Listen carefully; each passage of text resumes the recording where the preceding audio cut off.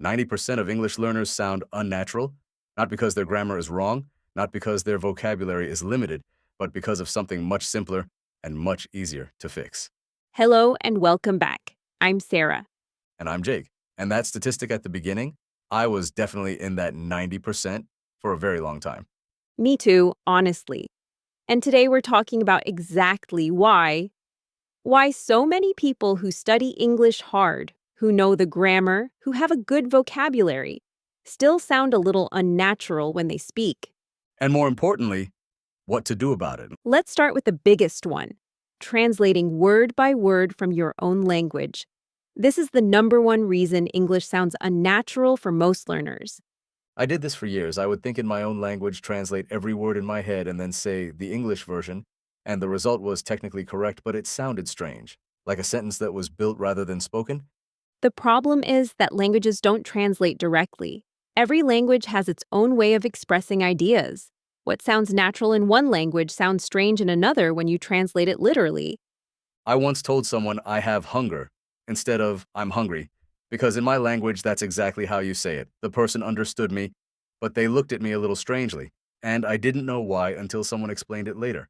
The fix is to stop translating and start thinking in English directly. It takes time, but every time you catch yourself translating, stop.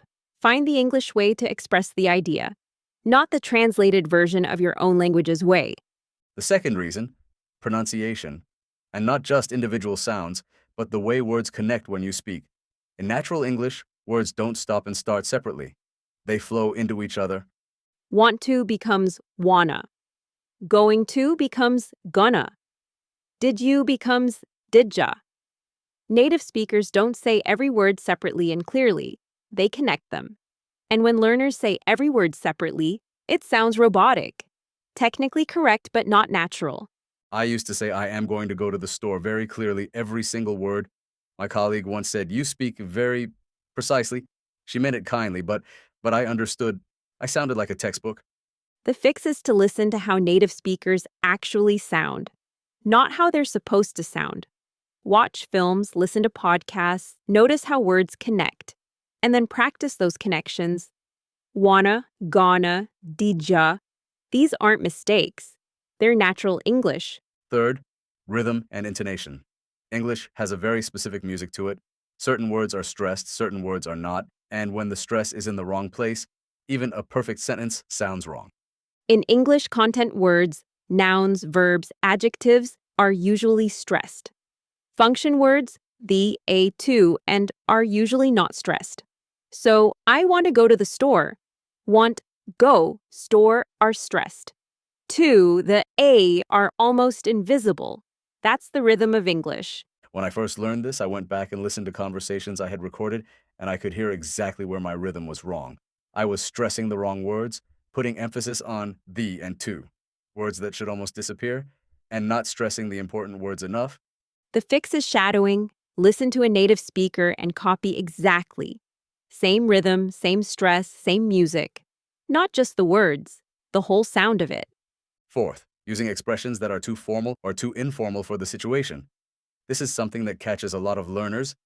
I used to say, I wish to inquire in casual conversation, because I learned formal English first. And a colleague once said, "Are you writing me a letter?" I didn't understand what she meant. She meant, you sound incredibly formal for someone just asking a question. The opposite happens too. People use very casual slang in professional situations. Yeah, no worries to a client, gonna in a formal email. The register, what formal or informal, needs to match the situation. The fix is exposure. The more you hear English in different situations, work, friends, films, podcasts, the more naturally you start to feel which level of formality fits which moment. It becomes instinct over time. And the fifth reason, and this connects everything together, not enough real listening. Most learners spend most of their time reading and studying English, not listening to it.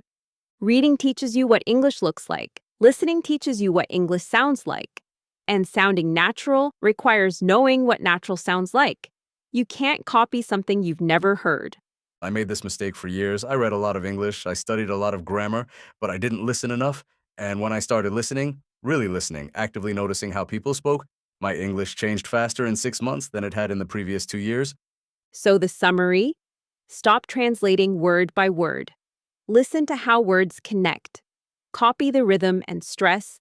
Match your level of formality to the situation. And listen more than you study. 5 things, all fixable, all worth working on. And the good news is, you're already doing one of them right now. You're listening to Natural English Conversation, which means you're already ahead of where you were before this episode. And before we go, we want to hear from you. Has a native speaker ever said something to you that made you realize your English sounded unnatural? What happened? Tell us in the comments. See you next time.